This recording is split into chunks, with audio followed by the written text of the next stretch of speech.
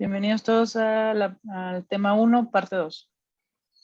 ¿Qué tal? Buenos días, muchas gracias por esperar. Tuve yo una confusión en el horario de esta sesión y la diferencia de horario que tenemos entre Chile y México, además me jugó en contra.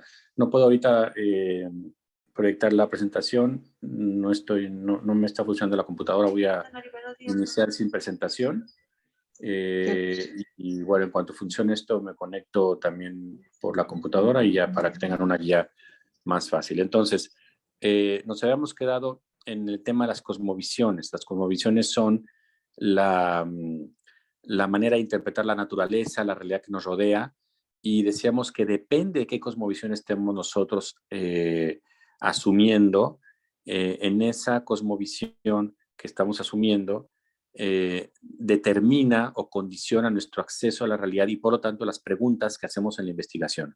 Decíamos que no era lo mismo suponer que hay un mundo ordenado fuera de nosotros, las preguntas que le hacemos a la realidad, si la consideramos, si la suponemos ordenada, no son las mismas que si suponemos que el mundo es un sitio de fenómenos sin ton ni son, que ocurren ocasionalmente, que ocurren sin más que azar, que ocurren sin ningún tipo de parámetro, porque allí pues la investigación que se puede hacer en un mundo que no se considera que es ordenado o inteligible es muy diferente a si consideramos que el mundo es ordenado e inteligible. Dijimos que había algunas imágenes, algunas maneras de tener la naturaleza que habían condicionado en la historia de la humanidad nuestro acceso. Entre ellas está la antigüedad, que fue un parámetro que duró casi 2000 años de división entre mundo sublunar y supralunar, que condicionaba la investigación sobre ambos mundos. Suponía uno que investigar, preguntarnos acerca del mundo de lo celeste, era preguntarnos acerca de realidades que no cambian, que no perecen, que no se transforman, que siempre han estado ahí, que son eternas, que son perfectas, mientras que las realidades que están en el mundo sublunar, pues son realidades que al preguntarnos sobre ellas, sabemos que las preguntas tienen que ser en la vía de encontrar una realidad que es cambiante, que es transformadora, que no es estática, que no es definitiva, que está sujeta a la precariedad, que está sujeta, etcétera, ¿no? Esa visión se rompe con el mecanismo del siglo XVII idea que todo el mundo, toda la realidad, sea celeste, terrestre, humana, animal, cultural, política, todo lo que nos rodea, todo lo que existe, se puede interpretar en cierto sentido como si fuera una gran maquinaria. Y una maquinaria tiene una serie de elementos eh, muy, eh, muy poco numerosos, ¿no? Una maquinaria se compone de las partes que la integran, del criterio que las hace tener que ver, el criterio que las hace tener que funcionar, y muchas gracias, perfecto. Así vamos avanzando bien, gracias. Que las hace tener que tener que funcionar, y entonces ese engranaje que hace tener que ver partes que de suyo no tienen nada que ver, tienen que ver porque están funcionando en función de un punto de unión, que es el criterio de interacción. Y el resultado de eso es un sistema, un todo que puede ser un todo que es el cuerpo de un animal, un todo que es el sistema solar, un todo que es el cosmos, un todo que es la cultura mesoamericana, lo que sea. O sea, ahí la cuestión es avanzar en la investigación identificando las partes, el criterio de interacción y el todo que conforman. Y con eso tenemos, con mínimo elementos, un máximo de comprensión. Y decíamos que nos hemos quedado es que esta visión del mecanicismo que se inspiró precisamente en su modelo fue el reloj de Estrasburgo, pero eso ya es más anecdótico. Cualquier mecanismo de relojería mecánica sería como el modelo, pero bueno, claro, había unos instrumentos de relojería en ese entonces que nos daban una información que nunca había soñado el ser humano, o sea, al mismo tiempo, con la misma cuerda y los mismos engranes, solo que añadiendo engranes, y dependiendo de la misma cuerda, pues tenía yo una serie de datos que nunca había imaginado, ¿no? El día, el año, la estación, el signo zodiacal que estaba rigiendo en ese momento, etcétera. Bueno, esta visión, si quieren, vamos un poquito más adelante en la presentación, un poquito más. Ahí, gracias. Esta visión se convirtió, la visión del mecanicismo, en una especie de ruta para entender la naturaleza que había nacido al amparo de la ciencia. Y como había nacido al amparo de la ciencia, entonces, de alguna manera, la visión científica, el entendimiento científico de la realidad, se había convertido en el parámetro para entender el mundo. No había otra ruta más certera, más fiable que la ciencia del siglo XVII para entender el mundo, con dos presupuestos. El mundo es ordenado y, segundo presupuesto, el mundo es ordenado porque no, a ver, el mundo es ordenado porque no se puede dar a sí mismo el orden. A ver si me explico con esto. Cuando tenemos en la mente un mecanismo de relojería, sabemos que los engranes no se van a enganchar unos a otros por sí solos. O sea, no hay manera que un engrane vaya solo, se monte en un mecanismo de un reloj, luego otro engrane espontáneamente vaya y se monte y enganche con los demás engranes. O sea, no hay manera. O sea, la única explicación de que esas piezas que de suyo son inertes, es decir, no tienen ningún tipo de tendencia propia ni movimiento propio, nada. No hay otra manera de explicar que esas piezas estén en interacción como no hayan sido puestas ahí por un agente externo. Es decir, la aparición de la naturaleza y su funcionamiento racional, su funcionamiento inteligible, solo se explica si hay un agente externo que los puso a funcionar. O sea, si no existe Dios, no hay mundo. Y Dios es ese agente externo que pone a funcionar el mundo, que pone a funcionar ese engranaje. Entonces, en ese sentido, en el siglo XVII y siglo XVIII, la existencia de Dios era una realidad absolutamente indubitable si uno quería ser consecuente con lo que estaba encontrando la ciencia. ¿Por qué encontraba la ciencia? Identificaba más partes en la naturaleza, un orden en cada parte, por ejemplo, las plantas y sus partes, los animales y sus colores, los animales y sus patrones de conducta, el clima, el ciclo del agua, el desarrollo de los ríos, de los mares, de los lagos, las montañas, todo eso que vemos en la naturaleza son al final partes en interacción que forman un todo y que no se explicaría si no hubiera habido un hacedor, un fabricante, un relojero que las pusiera a coordinarse. Y eso es precisamente Dios. Y entonces eso explica que en el siglo XVII se pudiera hacer un censo en Europa donde se contaba no más de 500 ateos. Imagínense ustedes, no más de 500 ateos. O sea, la creencia en Dios era una realidad absolutamente extendida por el respaldo de la ciencia, porque el que se quería afirmar como ateo tenía que intentar refutar lo que la ciencia estaba encontrando, que es un mundo ordenado, un mundo donde las partes solo explican su presencia en ese criterio de interacción y ese todo que conforman porque hay un agente externo. Entonces era muy alto el precio que había que pagar. Si yo me decía ateo, tenía que refutar la ciencia, lo cual es un absurdo. Entonces, en ese sentido, ciencia y creencia en Dios fueron uno solo, una misma cosa, en autores, desde luego, como Galileo, como Descartes, como Newton, como Boyle y como Leeuwenhoek, como Hooke, como una serie de autores que hicieron la revolución científica de todo el siglo XVII y que de alguna manera lo que nos heredaron es la imagen de la naturaleza está reglada porque hay un regulador con mayúscula, ¿no? Bueno, en el siglo XIX, 18, tradición del 18 al 19, esto cambió radicalmente. ¿Por qué? Porque en el siglo XIX a ver, hay una cosa importante que voy a mencionar muy de pasada, que tampoco es un curso de historia de la ciencia, pero en el siglo XVII, es esto que les estoy diciendo, la ciencia se convierte en el garante de la existencia de Dios. En el siglo XVIII hay una rama de la ciencia que intenta convertirse en el refutador de Dios, o sea, Dios es el vehículo para dejar de pensar en que hay una divinidad, puesto que se piensa que mientras más leyes de la naturaleza descubramos, en menos superchería tenemos que creer. Y al final hay mucha gente que creía que la religión no era más que superchería, que era una especie pues eso, de prejuicios y de creencias mágicas y te daba lo mismo, un poco como anda por ahí un meme por ahí, que como que refleja muy bien esta idea, que está un teólogo y le pregunta el teólogo a una profesora, oiga, ¿y usted que está en un congreso, se entiende, no? ¿Y usted qué se dedica? No, yo estudio el color de los unicornios. Y dice el otro, pues eso no tiene un sentido. Y dice ella, ¿y usted qué estudia? No, yo estudio a Dios y sus propiedades.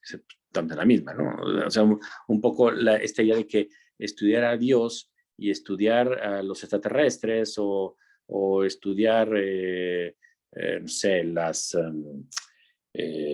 unicornios o las hadas, es lo mismo, bueno, pues, porque es fruto de una superchería cultural que intenta acallar las insuficiencias humanas, proyectando la existencia de una deidad que no le falte nada como nos falta a nosotros o que le sobre todo lo que tenemos nosotros. Entonces esta idea empieza a permear en la transición del 18 al 19 y se unió a esto pues digamos, la propagación de la lectura darwinista de la naturaleza. Es decir, antes se pensaba que la multiplicidad de especies en la naturaleza, que hubiera tantas especies, que hubiera tantos tipos de flores, tantos tipos de abejas, tantos tipos de felinos, tantos tipos de caninos, tantos tipos de equinos, pues era un desperdicio porque pues, ¿para qué tanto, no? ¿Para qué tanto? ¿Para qué tantas estrellas? ¿Para qué tantos planetas? ¿Para qué? O sea, esta idea de la pluralidad, de la abundancia de los seres, solo puede tener una explicación para el siglo XVII y XVIII, que era la generosidad divina. O sea, Dios habría sido muy prolijo, habría creado y habría puesto en la naturaleza una serie de seres no necesarios, pues por puras ganas de participar su ser y de mostrarnos qué generoso era, ¿no? Un poco esa es la idea que había. Y entonces esa idea, de alguna manera, hacía descansar en Dios y en la incidencia directa de Dios, o sea, Dios como un artífice, como un albañil, como un pintor, como un escultor de todas y cada una de las características de la naturaleza. O sea, de hecho, había textos de una corriente a la cual perteneció Newton, perteneció Boyle, perteneció de alguna manera Leibniz también, o sea, científicos de primerísimo nivel y renombre, que se llamaba teología de la naturaleza. La teología de la naturaleza era una manera de mostrar, de explicar en función de la ciencia, ya sea de la geología, ya sea de la física, de la físico-matemática, ya sea de la naciente biología que todavía estaba sistematizándose, mostrar cómo a partir de los hallazgos de la ciencia se podía uno confirmar en la existencia de Dios, ¿no? Entonces, uno de los textos más sonados de esta versión de Teología de la Naturaleza se publicó en 1809 por un autor que se llama William Paley. William Paley, en esta tradición, el inglés, pero este fenómeno también ocurría en el continente, en el pensamiento francés, el pensamiento lo que sería después Alemania, allí se llamaba la fisicoteología. Entonces, en el pensamiento de la teología de la naturaleza, que era en el mundo anglosajón, y en la fisicoteología, que era el mundo continental, bueno, pues cerraban la pinza para decir, señores, la ciencia nos confirma que hay Dios. ¿Por qué? Porque aparece como el artífice de todos y cada uno de los detalles de la naturaleza. Bueno, eso es absolutamente dinamitado por Darwin y el darwinismo, porque lo que hace Darwin es proponer que la abundancia de especies, la variación en las características de las especies, las características que tienen todas las especies entre sí, no se deben a ningún artífice divino ni a ninguna intervención directa de Dios, se deben a un mecanismo de la naturaleza que es la selección natural y que eso va generando la variación. Esto fue una hecatombe, porque esto quiso decir, bueno, quiere decir que entonces los hallazgos de la ciencia no tienen por qué estar confirmando que exista un Dios y que son racionalidades independientes. El que quiera seguir pensando que hay un Dios y que todo lo ve, todo lo puede, todo lo quiere, nos cuida, etcétera, no, pues muy libre de ello, pero no, que no pretenda tener un asidero de sus observaciones en la ciencia, y el que hace ciencia no tiene por qué concluir a partir de allí que la ciencia nos revela un mundo donde Dios interviene directamente, porque no es necesario. O sea, las características de la naturaleza se explican por la naturaleza misma. Entonces, eso generó que la racionalidad científica se independizara de esa racionalidad creyente y entonces se convirtiera la ciencia poco a poco, en la mitad del siglo XIX ya estaba esto muy instalado, en el modelo de racionalidad. ¿Quieres tú pensar con seguridad, con certeza, con exactitud? Emula la ciencia. O sea, la ciencia te dice cómo se conoce, cómo se puede uno, de alguna manera, cómo puede uno entender lo que es la realidad, lo que es el mundo, y eso te va a avanzar, te va a hacer avanzar. O sea, como te salgas de ese discurso, pues todo es riesgo, ¿no? Si tú quieres, en lugar de adherirte a la ciencia, para explicar por qué el mundo está como está y cómo es que se nos presenta como se nos presenta, y en lugar de eso quieres tú acudir a las deidades mayas o a las precolombinas del sur del continente o a las creencias etruscas o revivir la de los, no sé, la de los los celtas, ¿no? Bueno, estás muy libre de ello, pero no pretendas que esa creencia, que esa referencia es eh, igual de explicativa que la ciencia, ¿no? O sea, las creencias son las creencias, tienen su límite y la ciencia tiene su alcance, ¿no? Esa es un poco la idea. Y esto hizo que en el año de 1855 Augusto Comte publicara en su curso de filosofía positiva, que lo estuvo realizando entre el 30 y el 42 y después lo publicó posteriormente. Bueno, este texto fue un parteaguas en la configuración de, de las cosmovisiones que condicionan la investigación científica, porque ahí viene esta tesis tan famosa que ustedes seguramente conocen muy bien de los tres estadios o las tres posiciones, ¿no? Los tres criterios que dice él, la, la naturaleza, el conocimiento humano, la necesidad humana de explicar el mundo que le rodea, ha pasado por tres etapas al menos en la historia del ser humano, ¿no? Una primera etapa era una etapa que estaba afincada más en la explicación en función de la magia, de los temores ante la naturaleza, si se oía un relámpago, si había una tormenta, si había una inundación o entraba un huracán, donde estuviéramos, ¿no? El ser humano eso lo interpretaba como una muestra de que los dioses estaban enojados, de que estaban inconformes, de que había que tenerlos contentos, es decir, una serie de problemas que el ser humano resolvía aludiendo a la divinidad y sus caprichos, ¿no? ¿Y eso era explicativo? Sí, sí era explicativo, porque decían, si los dioses están enojados, bueno, pues nos mandan estas tormentas, lo que hay que hacer es reconciliarnos con ellos, ¿no? Y en una de esas nos ganamos su favor y entonces ya nos va un poquito mejor. Entonces haces un sacrificio, matas una res o matas un pollo, un animal o cualquier animal, incluso hasta seres humanos, y entonces lo ofreces en sacrificio y así la divinidad se reconcilia contigo y todos contentos y sigue la fiesta en paz y la naturaleza, Dios, no, bueno, no Dios, sino la naturaleza te irá dotando de lo necesario, que si las lluvias, que si la época de la cosecha, que si la posibilidad de comer las frutas, y etcétera, etcétera, etcétera. Entonces, toda esa idea, dice Comte, fue una primera etapa de racionalidad del mundo, una racionalidad que buscó las causas de lo real en la divinidad y que intentó eso mantenerlo un poquito bajo influencia humana, que eso es la magia, decíamos otro día, ¿no? Cuando yo hago magia, hago un artilugio para que las leyes naturales sigan mi deseo, ya sea a favor mío o de otros o ya sea en perjuicio de otros, ¿no? Difícilmente a quien hacía magia para perjudicarse a sí mismo. Entonces, ahí la idea es que es un primer ejercicio de racionalidad muy incompleto, muy imperfecto, que, vamos, no tenía más que ser sustituido. ¿Y por qué fue sustituido? Por una racionalidad de ese Comte ejemplar que fue la que nos heredó el mundo griego. Los griegos nos heredaron la filosofía.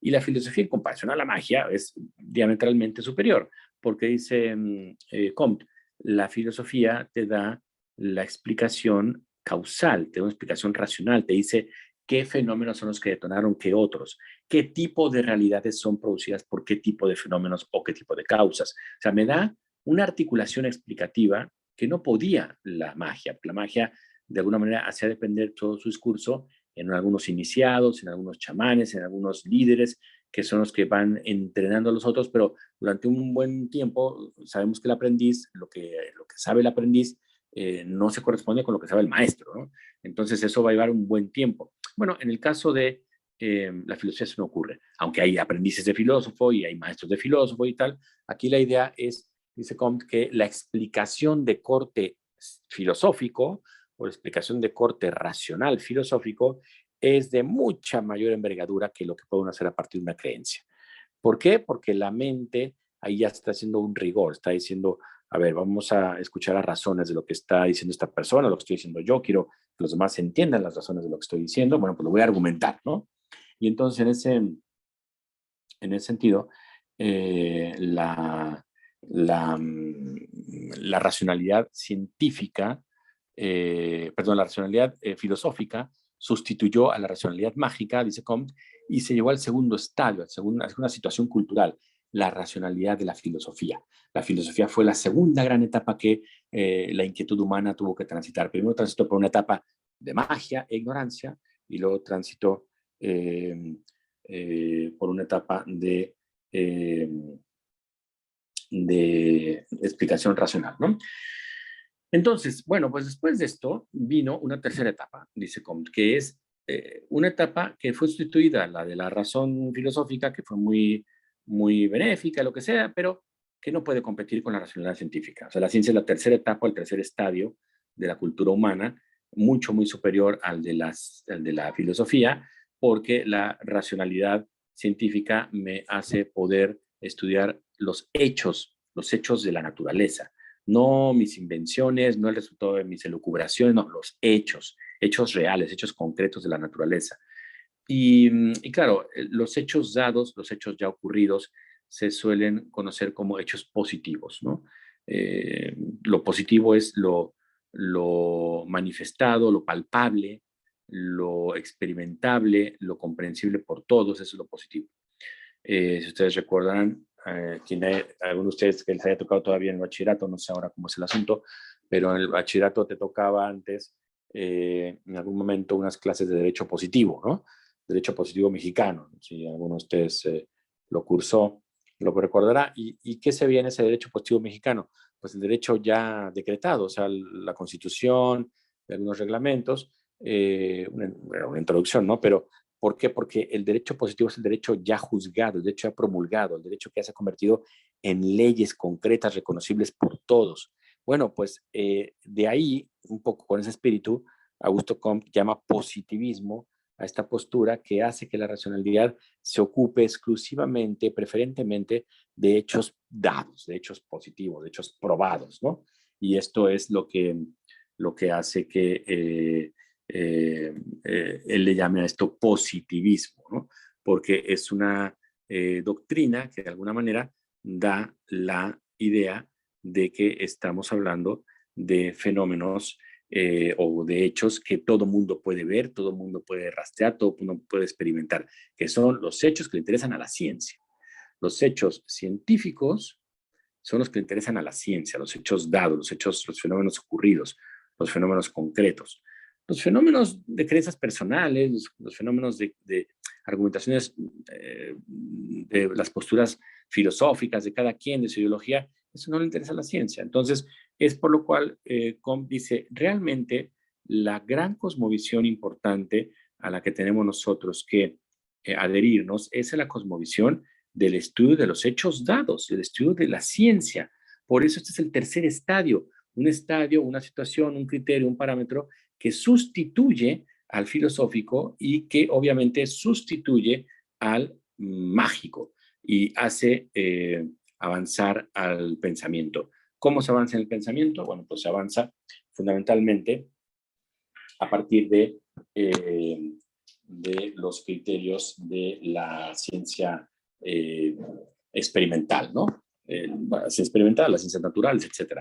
Bueno, esta idea del positivismo fue pues lo que marcó la comprensión del mundo en el siglo XIX. Vamos al XX. ¿Qué pasó en el XX? Estas ideas se permearon hacia el siglo XX con el llamado neopositivismo.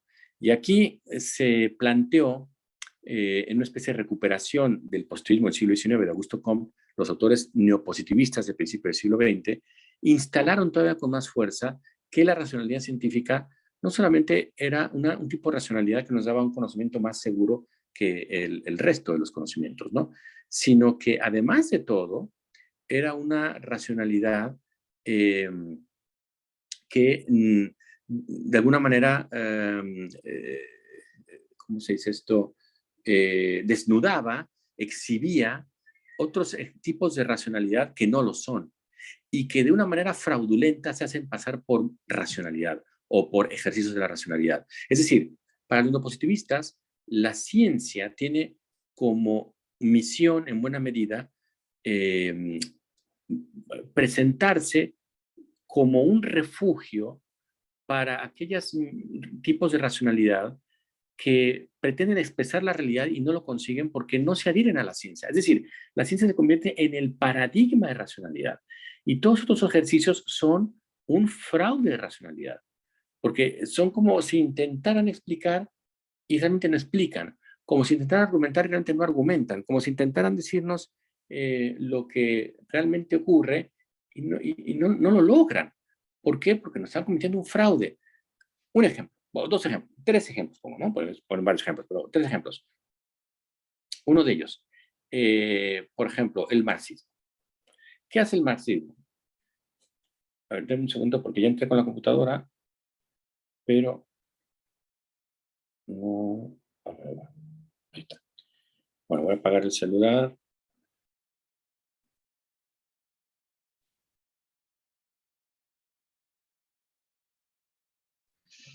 Ahora, no, positivismo, el neopositivismo, gracias, lo que hace es darnos esta idea de que eh, la naturaleza del razonamiento humano tiene que ser científica o no es razonamiento, ¿no? Esa es la idea. Si tú realizas un razonamiento y no es científico, no es razonamiento. Entonces ponemos un caso, el del marxismo. ¿Qué hace el marxismo? El marxismo te vende la idea de que la historia es el escenario de un mecanismo inconsciente de lucha de clases donde las clases sociales están dirigidas fundamentalmente a buscar apropiarse de los medios de producción. Y esa sería la explicación de todo fenómeno cultural, de toda guerra, de toda empresa humana, incluso artística. Al final es el motor de la conducta humana. Entonces uno puede decir, oye, no lo veo yo esto claro. O sea, yo la verdad es que yo creo que hay cosas que yo hago que no obedecen a esto. Entonces, la respuesta siempre es, no, es lo que tú crees. Pero en realidad, en el fondo, aunque tú no seas consciente de ello, aunque tú seas consciente de ello, en realidad estás sometido a este proceso histórico necesario, ¿no? Global. Entonces, dice los neopositivistas, esta gente lo que hacen es venderte como materialismo científico un fenómeno que no es comprobable de ninguna manera. O sea, ¿cómo vas a comprobar que puedes, que hay un mecanismo, que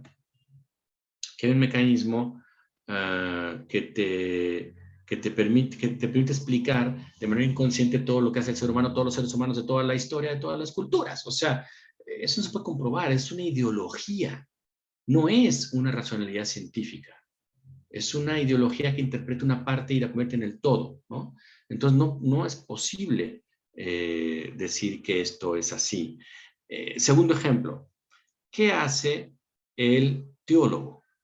Pues la misma historia. Te cuenta una historia de que hubo un Dios que se reveló al ser humano, en la tradición judio-cristiana, ¿no? Se reveló al ser humano, bueno, primero que creó al ser humano, luego que el ser humano se rebeló contra Dios, eso le hizo perder el paraíso, un estatus originario de perfección, después le hacen la promesa de un redentor y viene toda la historia de una serie de alianzas donde Dios parece un sujeto más bien vengativo, donde te avienta plagas y te hace inundaciones y te mata a no sé quién y te pide que mates a su hijo, una serie de cosas que luego ya da pie, pues primero que los patriarcas, luego que los jueces, luego que los profetas y después al final ya viene el Redentor y el Redentor te da la buena nueva de que hay otra vida y que hay que ganársela y que si te la ganas y lo sigues y sigues sus enseñanzas, pues tú te ganas esa vida eterna. Y si no, pues no, ¿no? Y ya, y eso al final va a venir una vida nueva y va a haber una segunda venida de este Redentor, una vez que ya se fue.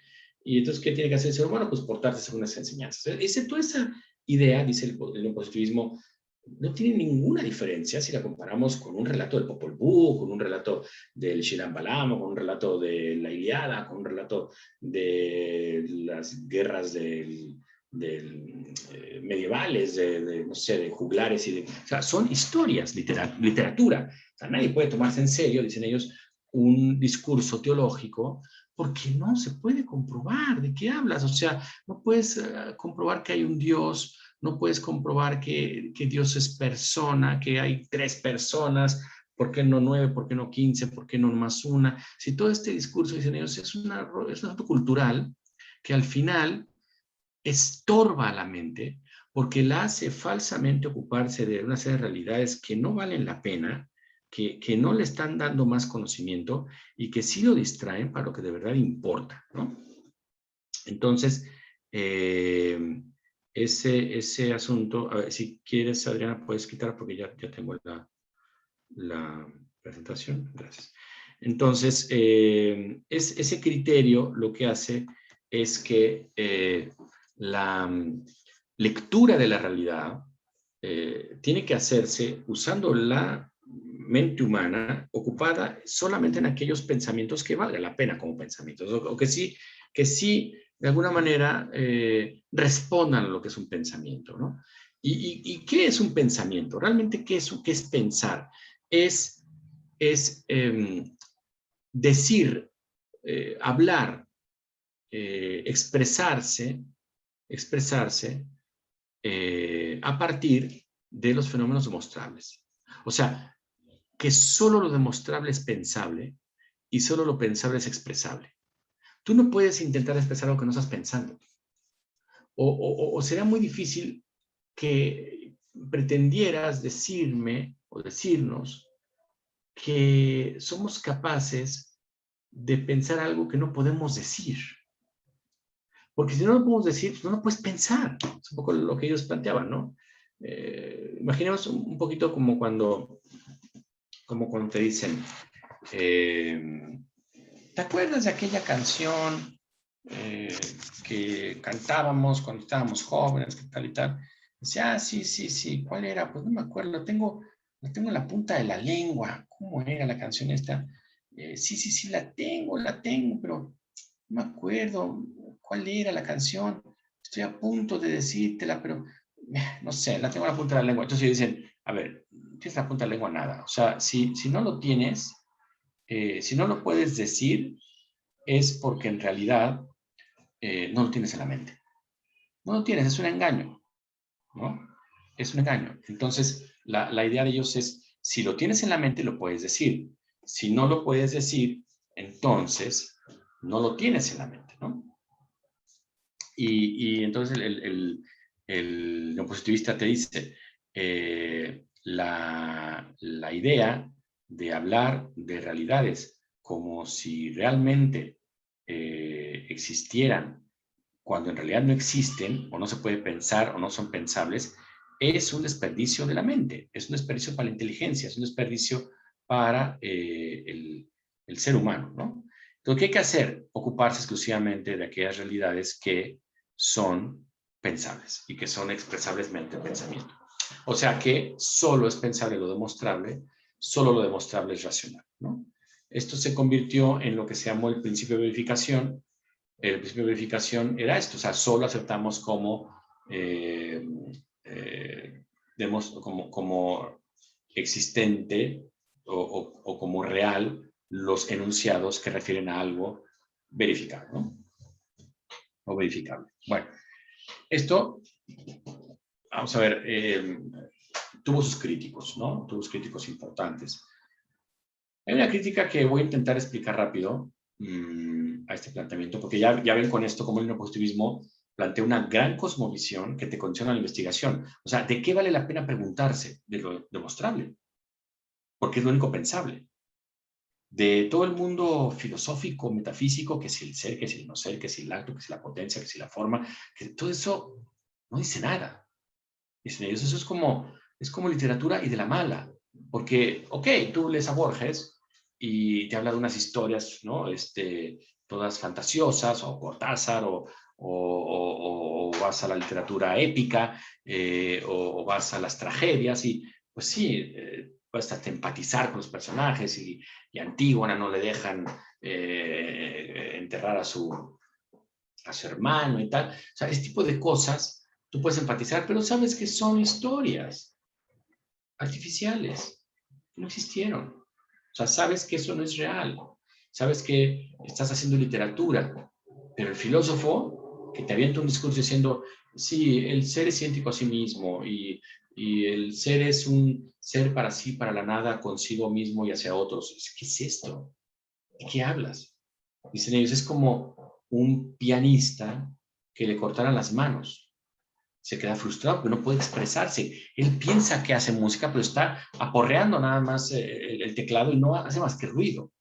Así es el filósofo, así es el metafísico, así es el teólogo, así es el ideólogo, así es cualquier tipo que pretenda hablar de realidades no demostradas, ¿no? Que no pasan por el tamiz de la demostrabilidad. Y esto genera o condiciona la investigación.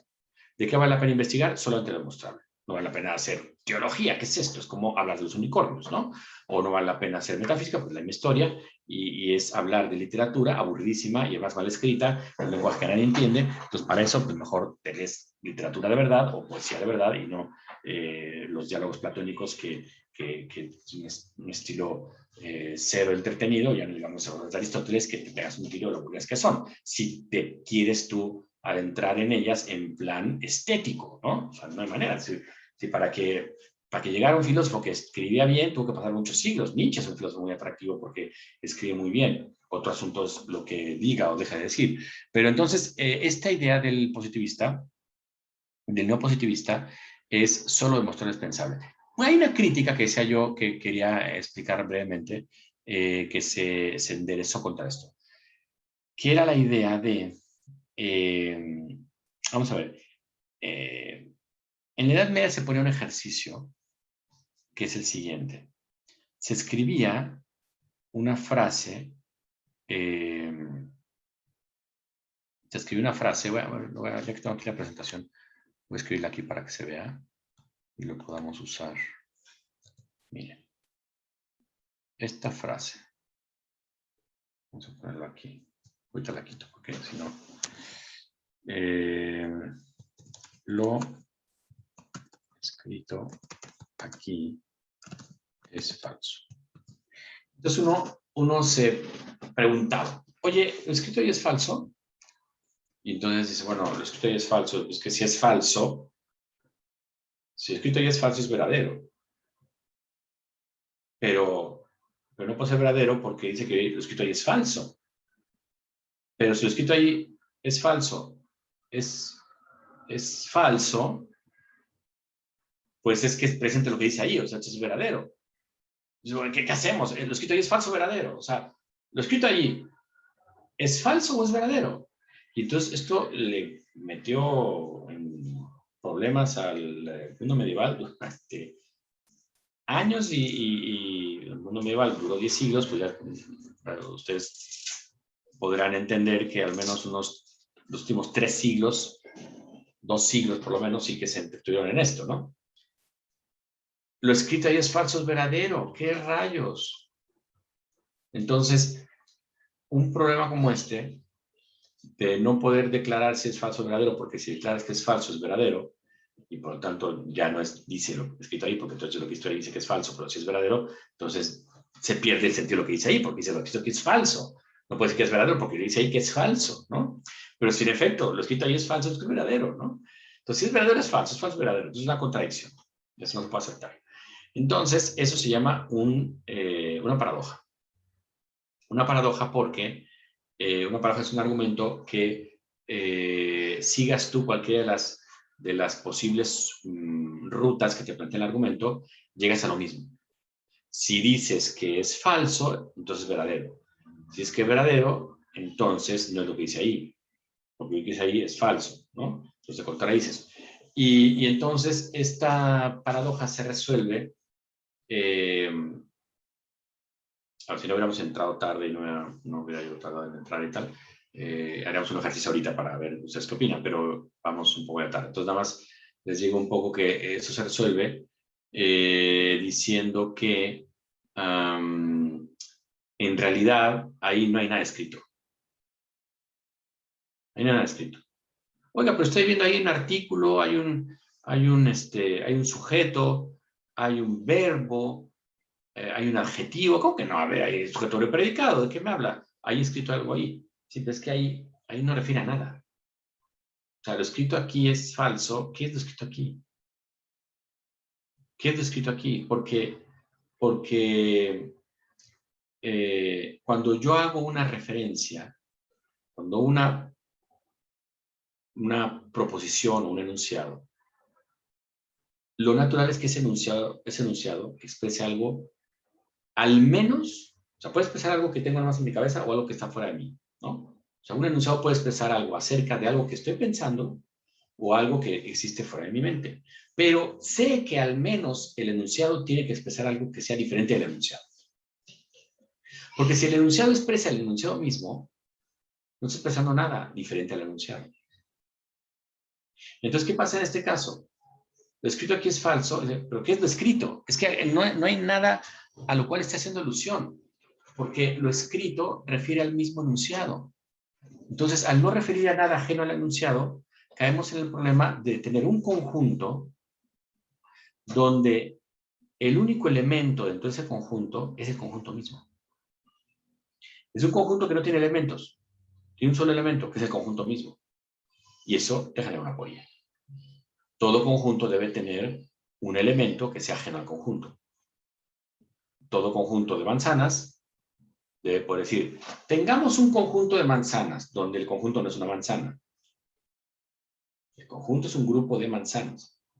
Es la agrupación de manzanas.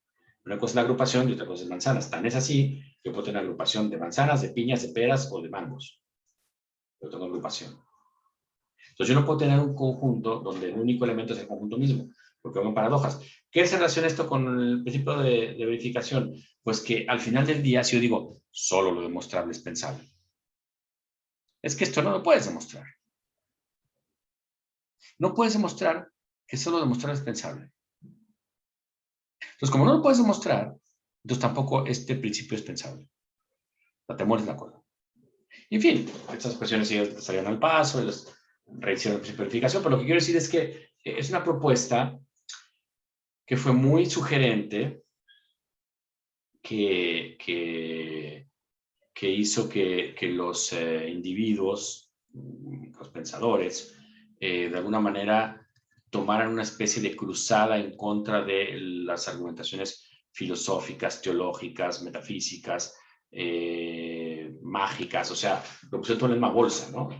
Pensar teología es lo que pensar magia, pensar metafísica, igual metafísica era que pensar en la realidad de la literatura, sin hablar, o sea, pretendiendo decir qué es la realidad, cuando la literatura no te pretende decir la realidad.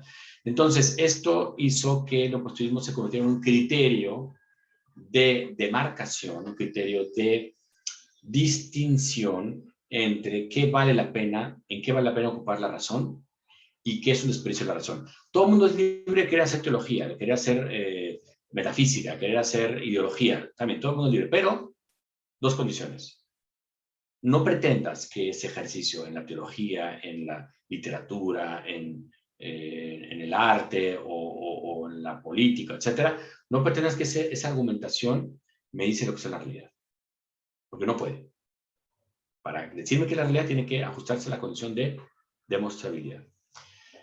Segundo requisito, hazlo bajo tu propio riesgo, sabiendo que estás desperdiciando el tiempo, estás desperdiciando capacidad racional para sí ocuparla en entender la realidad, y no en fantasmas y en elucubraciones y en cuentos chinos, dicen ellos.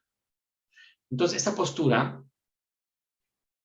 y el positivismo tuvo sus críticos, de los dos más importantes, uno fue Karl Popper, que dice, a ver, estoy de acuerdo en que la ciencia es modelo de racionalidad y que no hay ejercicio de racionalidad más pleno, más perfecto, más acabado, que nos dé más seguridad que la ciencia, ¿no? Pero la ciencia no es como el neuropositivismo, porque la ciencia que dice el neuropositivismo es como una especie de cuerpo de enunciados que me dicen cómo es la realidad física demostrable, y para ellos esa realidad es como la dicen, y no hay más que, no hay otra manera de entender esa realidad física porque la demostración garantiza que esa realidad es la que dice la ciencia, ¿no? Entonces yo digo, la fiebre se quita con el equilibrio de los humores y eso se logra mediante sangrías. Ante una persona que tiene fiebre, tengo que ponerle una sanguijuela, para que esa sanguijuela le chupe la sangre, porque en ese sentido yo interpreto la enfermedad como un exceso de uno de los 4 humores, uno de ellos es la sangre. El señor tiene demasiada sangre, y como tiene demasiada sangre, tiene fiebre. Está desequilibrado, hay que equilibrarle. Entonces hay que quitarle un poco de sangre para que ya con eso se equilibre. Y eso lo hacen, ¿no? Lo hacen, ponen sanguijuela, chupan la sangre y el señor se le baja la temperatura. Se baja la temperatura porque se baja la presión, pero es otro asunto. Entonces, pierde la sangre, ¿no? Pero ellos piensan que esa es la explicación. Entonces dice el neuropositivismo, ¿qué demonios de argumento es ese? O sea, esto es un absurdo. Es una ignorancia completa, que se lo hacen en un pueblo todavía, o lo hacen en una cultura precolombina, o lo hace todavía mi abuelita porque cree que lo que hacían sus padres era la regla para curar una enfermedad. Está pésimo. Hoy la ciencia te dice que hay que hacer tal cosa porque hay que comprender que las infecciones generan ese incremento de temperatura por las defensas del cuerpo o por X, Y, Z y R. Entonces, la argumentación científica sí que es objetiva. La otra es subjetiva, la otra es cultural, la otra te deja a merced de no poder avanzar en el conocimiento. Entonces dice Popper, a ver, la ciencia sí es un conocimiento que nos dice cómo son las cosas, pero no es definitiva, como pretenden los del no positivismo. Se presentan ellos, los no positivistas, como aquí está el cuerpo de la ciencia, lo que tienes que hacer es aprendértela y aplicarla. No, señores, dice Popper, no. La ciencia es el conocimiento más preliminar que tenemos, porque depende no solamente del momento y el lugar donde se está haciendo. O sea, hay lugares donde la ciencia se practica con más precariedad y otros sitios donde se hace con más orden, ¿no? Por ejemplo, si ven ustedes la cantidad de exámenes que tiene que presentar aquí en Chile un médico que no estudió medicina en Chile, es decir, con toda la migración que hubo de venezolanos, incluso los haitianos, que es una migración que vinieron a desempeñar las tareas más duras, ¿no? Un poco como los mexicanos que van al campo en Estados Unidos. Bueno, acá la gente que barre las calles, que hace las cosas más que los chilenos no quieren hacer, bueno, pues lo hace un haitiano, ¿no? Los haitianos, varios de ellos no son profesionistas nada más, o sea, hay gente con doctorados, hay gente con posgrados, hay gente que son médicos, están barriendo calles. Y entonces, si tú quieres homologar tus conocimientos, te cuesta, además de un dineral, una cantidad de exámenes y tiempo que en menos de 3 o 4 años no lo vas a lograr. Solo para ejercer como médico acá en Chile. Entonces, ¿qué pasa allí? Que hay una especie de decreto, es decir, esta es la ciencia que se reconoce como tal. Todo lo que salga de ahí es sospechoso. Porque yo qué voy a saber qué tanta habilidad tienes para manejar un bisturí o para diagnosticar una apendicitis, o no lo sé, o sea, no sé qué te enseñaron, ni sé cómo te lo enseñaron, ni sé cuánto te acuerdas. Mejor haz unos exámenes y evaluamos, entonces te acredito, ¿no? Vale. El caso es que entonces esta idea de la ciencia es un conocimiento seguro, único, ya dado, ya definitivo, que solamente hay que comunicar porque ya está acabado, se Popper ni hablar, eso no es la ciencia, es un conocimiento preliminar, es un conocimiento que me acerca a algo de la realidad, pero que lo esencial de la conclusión que saqué yo es que son puras conjeturas. O sea, tendría yo que iniciar cualquier enunciado científico diciendo, hasta donde sabemos hoy, tal y tal y tal y tal. ¿Por qué? Porque lo esencial de la ciencia no es generar un contenido indiscutible. Lo esencial de la ciencia es generar conocimiento provisional, que debe ponerse, debe exhibirse, debe ponerse en la mesa para que otros lo estudien y fundamentalmente lo intenten refutar. No que se sobreponga a la refutación. No, no, es más loable que lo intenten refutar y que sea refutado. ¿Por qué? Porque en el camino del conocimiento de la naturaleza, si yo tengo una serie de acertos, de enunciados sobre la naturaleza, que ya fueron refutados, entonces ya sé por dónde no seguir investigando. Mientras no se haya refutado, yo pienso que voy bien, pero eso no es ninguna garantía. Vale más la pena saber qué cosas no van bien, qué enunciados, qué pronunciamientos sobre la realidad no tienen sentido, que pretender tener enfrente los que sí, porque ese elenco seguro va a estar equivocado.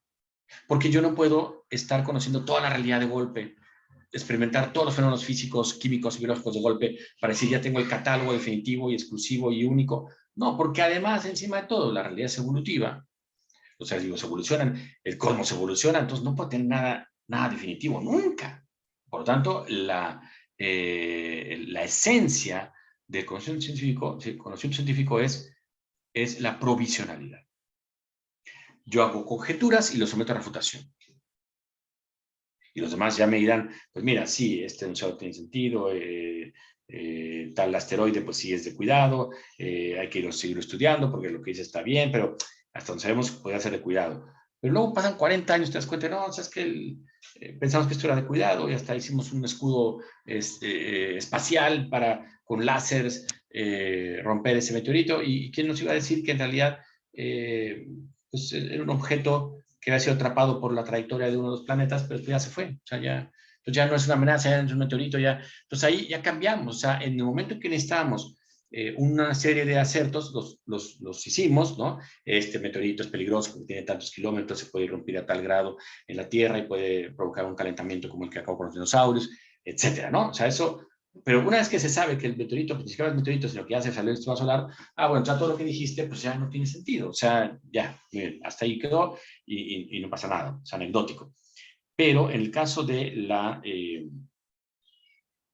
teología o en el caso de la metafísica, eso no está así. O sea, eso son conocimientos que pretenden ser, si no definitivos, sí reflejar la esencia de las cosas, ¿no?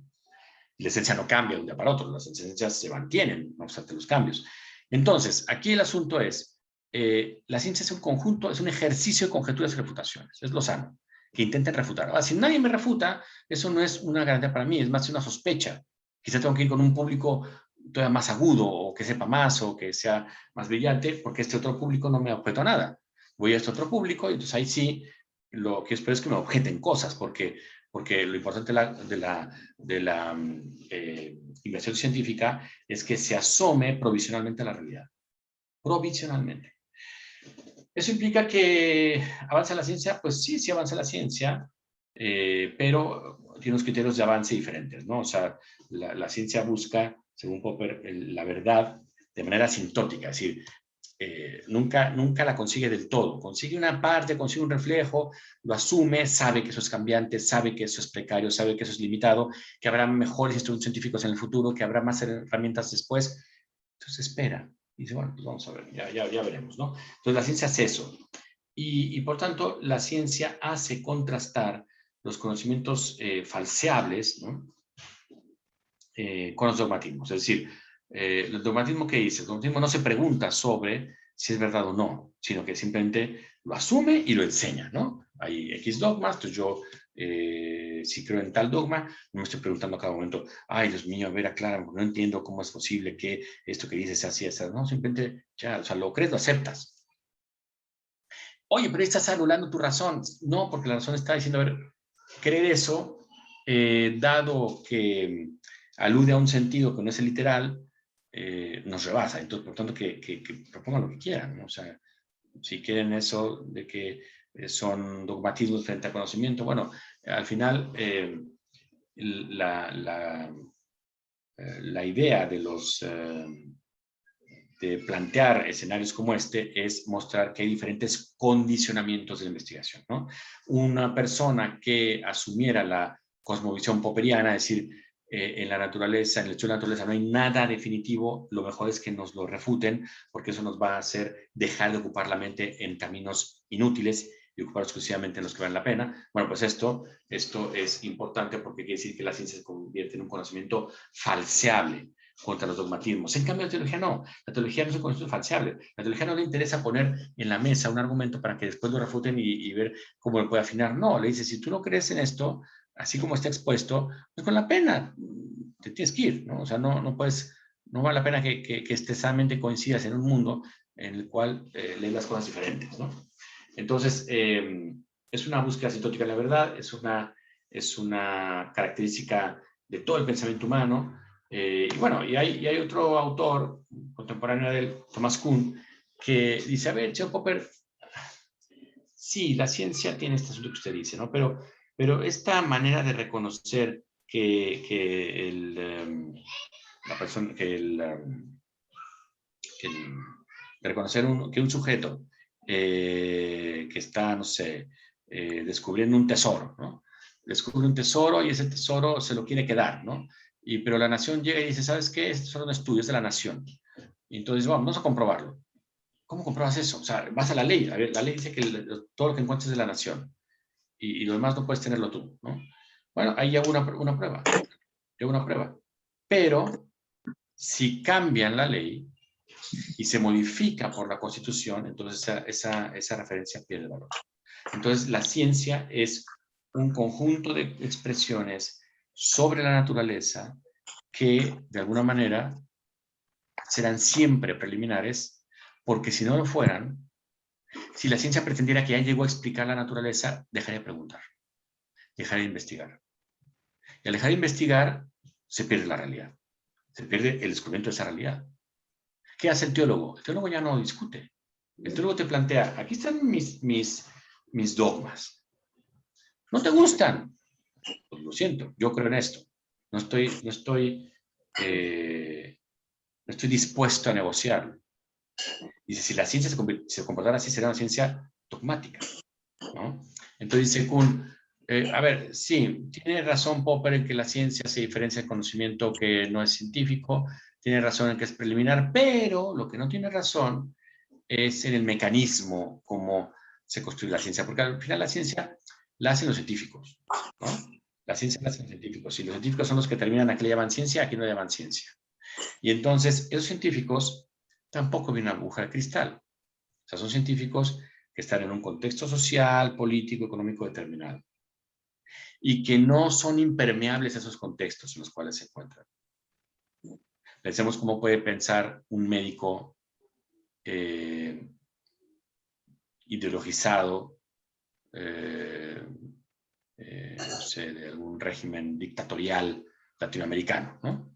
Y cómo puede pensar un médico que vive una democracia, que vive una meritocracia, que ha llegado por lo que ha estudiado y lo que ha resuelto como casos médicos, etc. Entonces, claro, uno y otro se ven desbalanceados. O sea, no es lo mismo uno que el otro. ¿Por qué? Porque la práctica médica la deciden, o lo reconocimiento de la práctica médica la deciden los colegios médicos, ¿no? O los pares.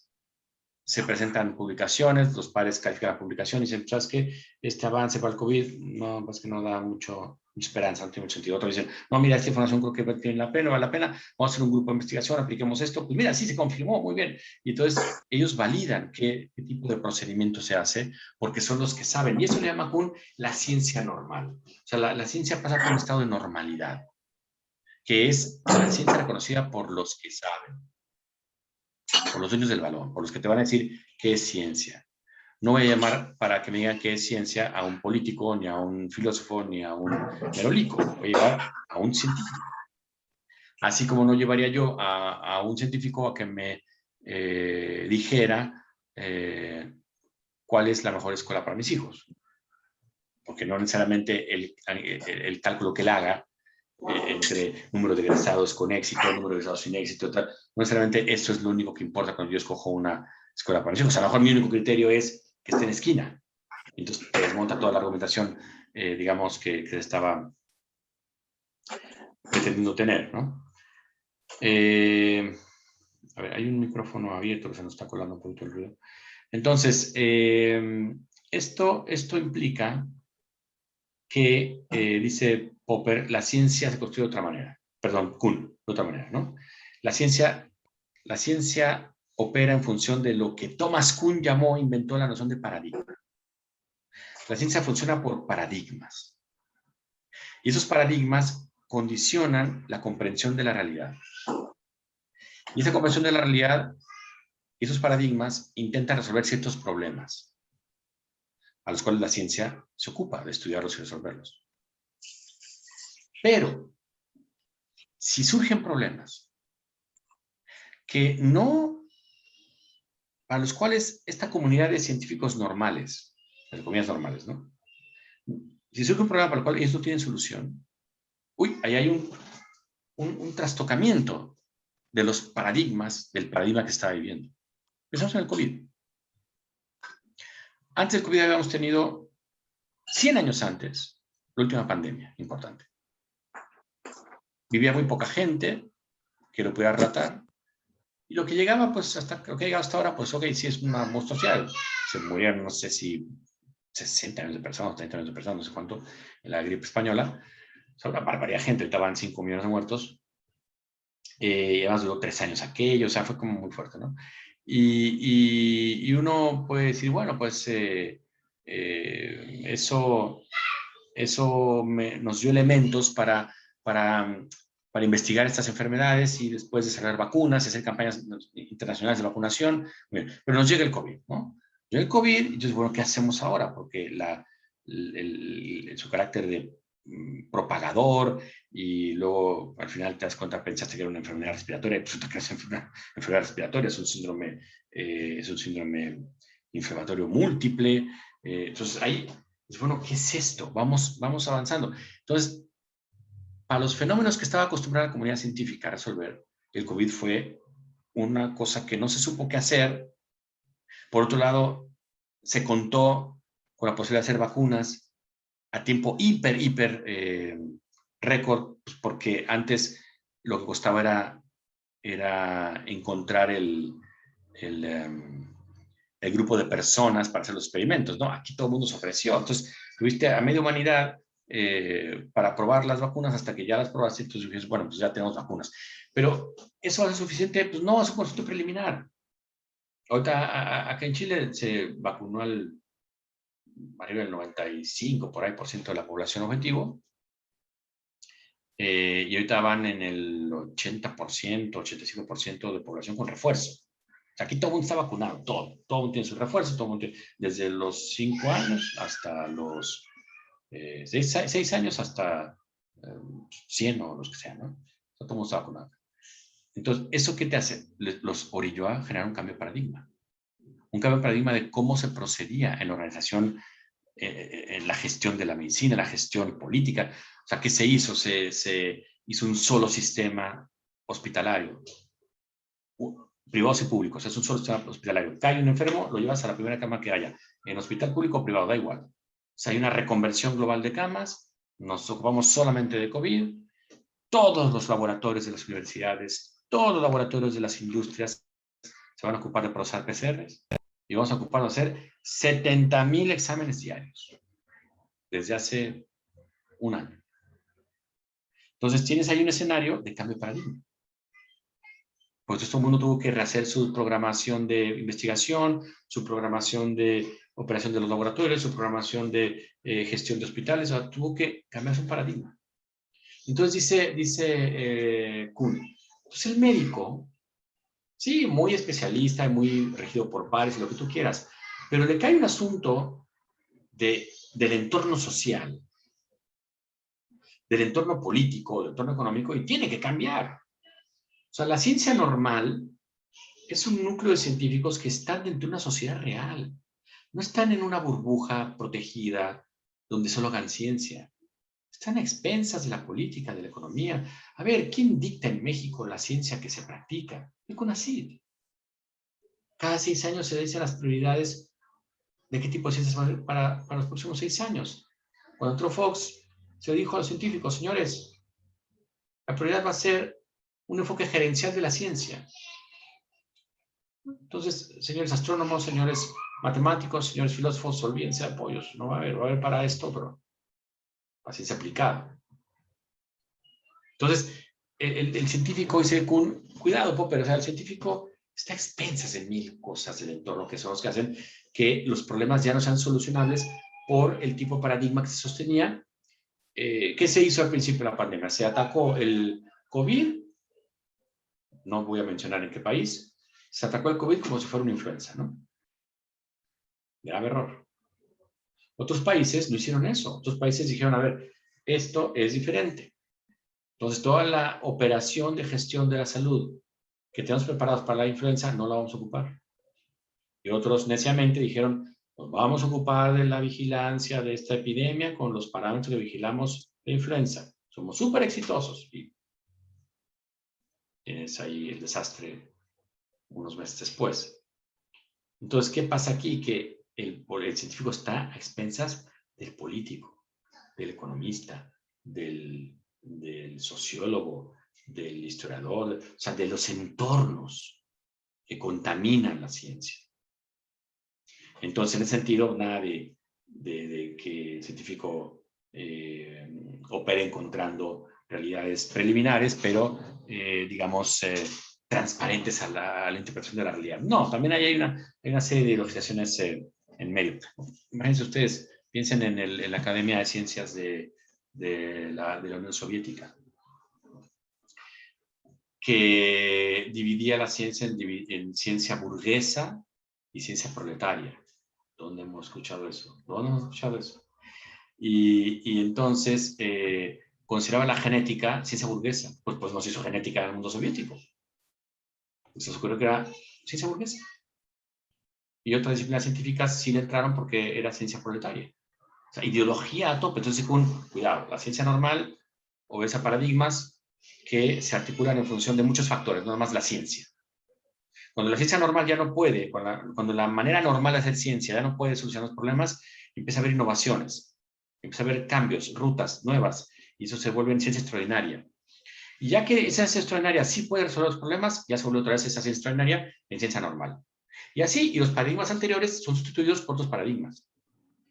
¿Y cómo avanza la ciencia? Cambiando de paradigmas. Hoy ya a nadie se le ocurre poner una sanguijuela a una persona con fiebre.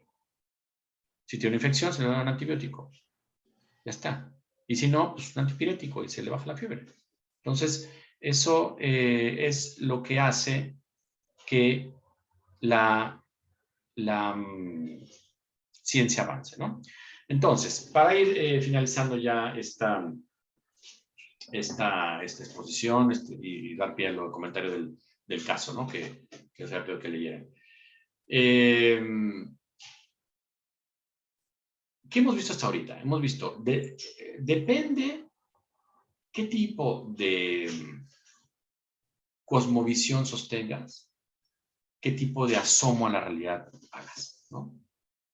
Depende cómo consideres la naturaleza, depende qué tipo de preguntas le hagas. Si piensas que es una gran máquina, entonces pensarás que lo que hay que preguntarle a la naturaleza, o lo que hay que investigar a la naturaleza es cuántas partes tiene, qué criterio de interacción hace entre todas esas partes, y pensar que estás leyendo, estás viendo la mano del autor ahí, ¿no? Esa máquina. La mano del relojero. Si piensas que la naturaleza es un gran escenario escrito en caracteres matemáticos, donde la físico-matemática es el parámetro para entenderlo, harás investigación de ese tipo, tu acercamiento será pretendiendo llevarte respuestas universales, necesarias, inamovibles. Si piensas que la naturaleza es un escenario dinámico, que solo te da para llevarte de ella ciertas conclusiones preliminares, ciertas conclusiones siempre incompletas, ciertas conclusiones afinables, entonces tu investigación irá tras explicaciones que sabes que son temporales, aunque sean ciertas, pero son preliminares. Y que la instrumentación científica nos irá afinando en ese, pero también estás a expensas de cualquier tipo de prioridades, de los políticos, de los economistas, ¿no? Estás a expensas de eso, los intereses al final, ¿no? Entonces, ese tipo de discurso al final nos puede llevar a una reflexión, bueno, ¿qué rayos es la ciencia? Como práctica de acercamiento o de investigación de la realidad, ¿no? Entonces, podemos tener dos conclusiones. Es un conocimiento de la naturaleza que tiene una clara intención de dominio controlado de la naturaleza.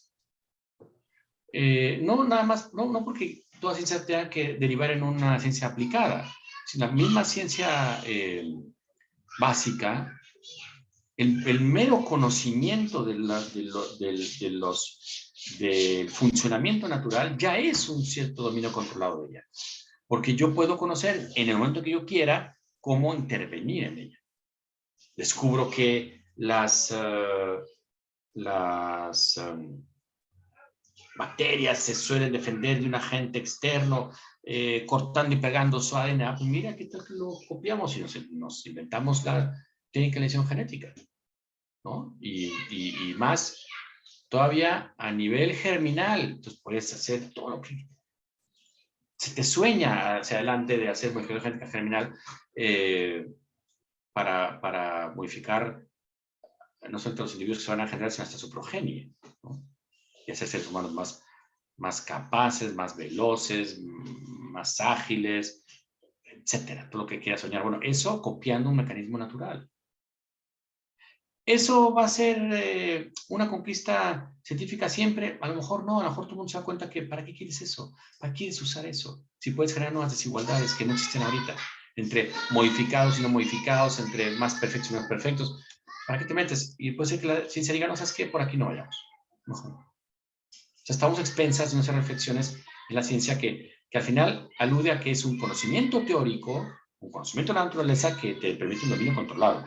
Y que el control experimental y la objetividad, es decir, la capacidad de hablar de la ciencia como algo seguro, que yo puedo reconocer en cualquier parte del mundo, que cualquier persona, si repite un protocolo de una publicación científica, va a tener en sus ojos el mismo resultado de que quien propone ese protocolo. Si todo esto que es la objetivación, que es la experimentación, el carácter experimental y la objetividad, es contextual.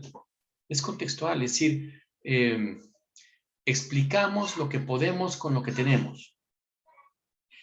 Encontramos lo que podemos con lo que tenemos. Sabemos que lo que encontramos no es todo lo que existe. Y también sabemos que lo que encontramos quizá mañana lo desechemos como encontrado, porque encontraremos otras cosas que explican mejor eso que aparentemente habíamos encontrado.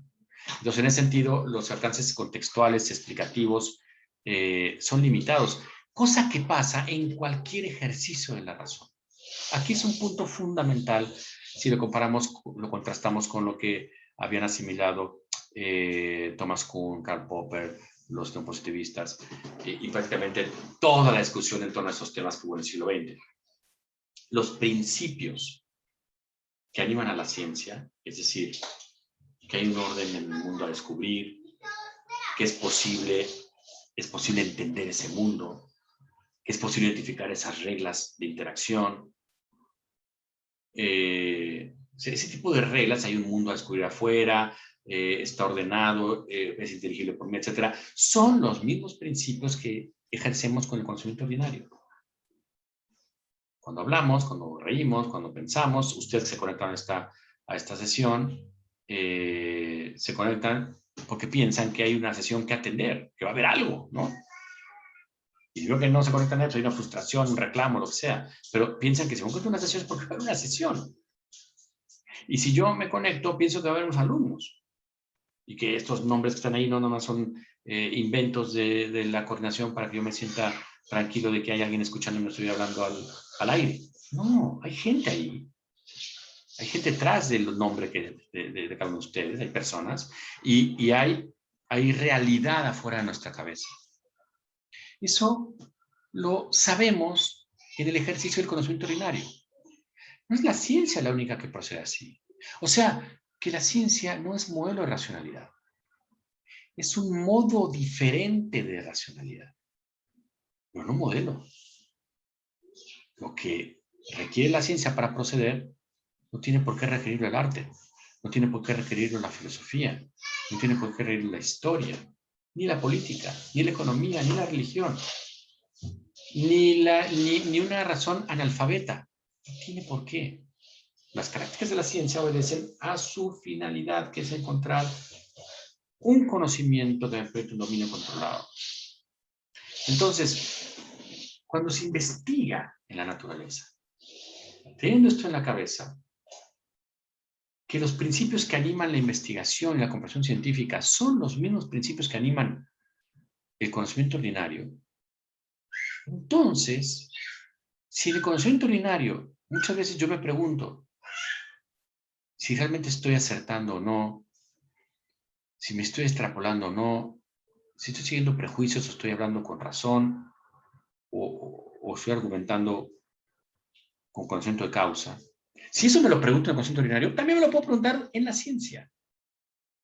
Por tanto, también puedo plantear hasta dónde, por cuánto tiempo, cuáles son los límites, cuáles son los alcances de la investigación científica. Si esto no fuera así, o sea, si la ciencia no tuviera elementos comunes con el conocimiento ordinario, no habría ninguna manera de plantear cuáles son los límites y alcances de la investigación científica. Y con toda razón, el científico diría, ¿qué te importa? ¿Por qué te metes, tú que no eres científico, a plantear límites y alcances de una disciplina que ni entiendes, ni ejerces, ni es de tu área? Ah, porque los principios que animan tu actividad científica son los principios comunes con cualquier racionalidad, cualquier uso de la razón. Entonces, como en los usos no científicos nos preguntamos sobre límites y alcances, no tiene nada de peculiar que nos preguntamos también con ocasión de la ciencia. Sin este argumento a la vista, no es posible la bioética, no es posible la ética de la investigación y no es posible los límites a la práctica de la ciencia. Esto es fundamental, por eso está al principio, es de los temas del inicio. Si no dejamos esto claro, todo lo demás es una colección de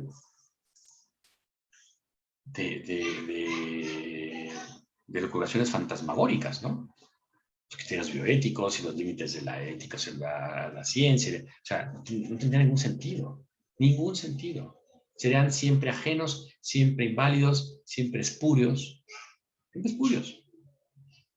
Sería una invasión ilegítima. Pero bueno, hemos intentado mostrar por qué esto no es así, ¿no? Entonces, para terminar, ¿cómo entendemos hoy la naturaleza? A partir de todo lo que se ha estudiado en el siglo XX, lo que es el siglo XXI, podemos decir que en general la naturaleza, entiendo por naturaleza el conjunto de realidades materiales, que no la realidad, o sea, la realidad material no es toda la realidad, pero eso es otro momento donde se tiene que probar. La naturaleza o conjunto de realidades materiales es un gran conjunto de realidades dinámicas, ¿no? Donde todas las partes que le integran están interactuando entre sí y con un contexto, donde el contexto va configurando las partes, va configurando las funciones de las partes, y todo eso va cambiando en el tiempo de manera evolutiva, haciendo que aparezcan nuevas configuraciones en la naturaleza que antes no existían. No existían siempre las mismas leyes físicas que hoy nos rigen, fueron apareciendo. No existían las agregaciones estelares que hoy conocemos, fueron apareciendo. No existían los elementos que hoy conocemos. En el origen nomás estaba el hidrógeno. Y ni siquiera el hidrógeno que hoy conocemos. Un hidrógeno que era un hidrógeno cosmológico que era diferente a este hidrógeno, ¿no? Entonces, al final, ha ido apareciendo la realidad. No había seres vivos y aparecieron. No había seres racionales y aparecieron. Si no se mueren los dinosaurios, muy probablemente que no existiéramos nosotros. No estaríamos acá. No vamos a aparecer conviviendo con unos monstruos de 30 metros, ¿no? Aunque fueran muy vegetarianos, muy vegetarianos, herbívoros, ¿no? Pero claro, con unos Deinonychus que hubiera, unos pequeños Deinonychus que hubiera, bastaba, aunque no hubiera T-Rex, el ser humano no prospera, ¿no? Entonces, todo esto es una manera de entender que si toda la realidad es conjunto de un gran sistema complejo de interacciones múltiples, donde todos los elementos son igualmente protagonistas, donde hay un carácter evolutivo, cambiante, adaptativo, etc., bueno, lo menos que uno puede hacer es dejar de pensar que la ciencia es un conocimiento definitivo, único, monolítico, donde hay un método científico, nadie habla de eso ya en la actualidad, ustedes lo saben mejor que yo, hay métodos científicos, métodos, no el método científico, donde la ciencia no es este conocimiento monolítico, y que entonces una verdadera mente que quiera reconocer que los desafíos que hoy tiene enfrente la investigación científica, muchos de ellos de corte ético, de corte antropológico, pero también de corte político, de corte económico, de corte cultural, ¿no?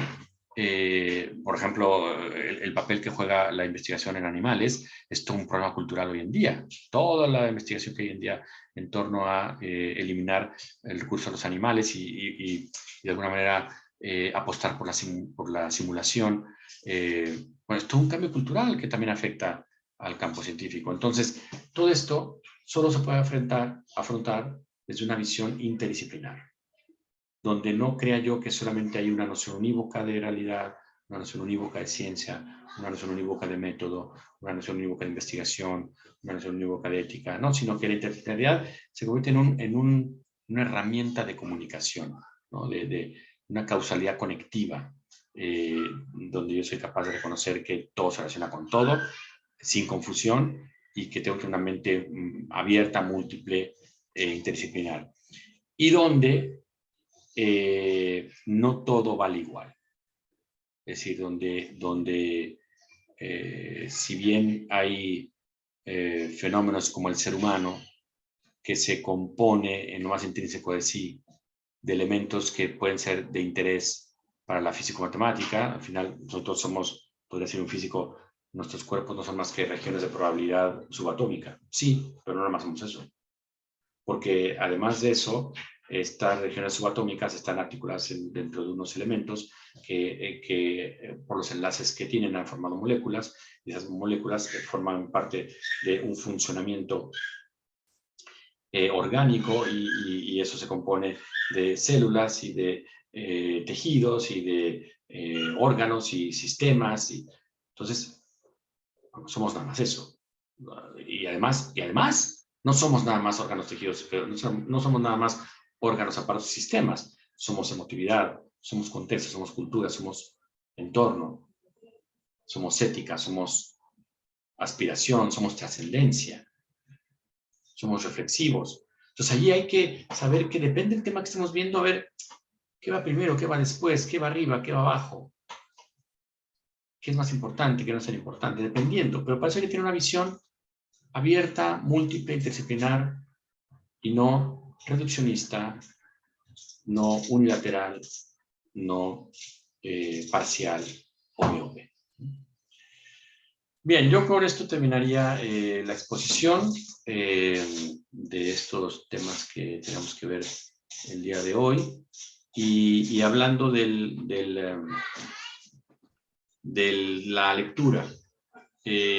Bueno, ahí tienen ustedes un ejemplo en la lectura que les pedí que hicieran. Tiene un ejemplo en el caso de cómo el conocimiento científico, cuando se considera como definitivo, impide el avance, ¿no? Gracias a que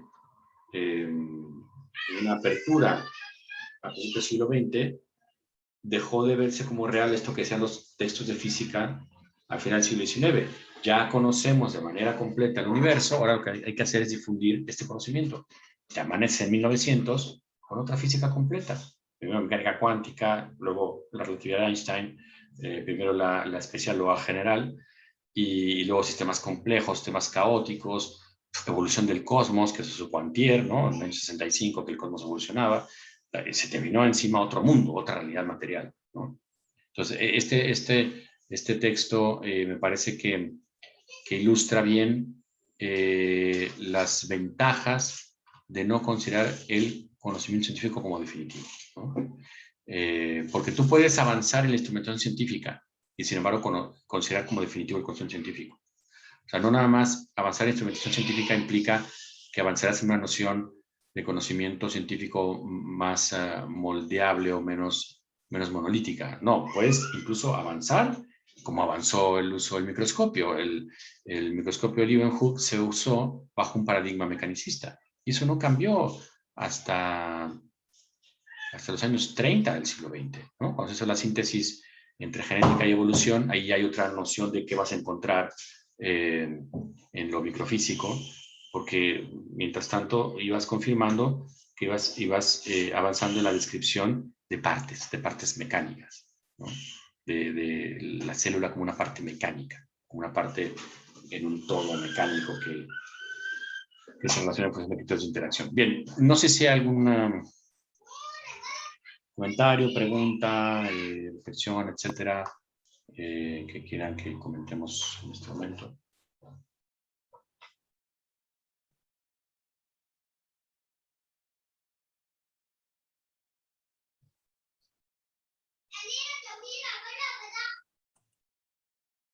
Marcial, por favor, adelante.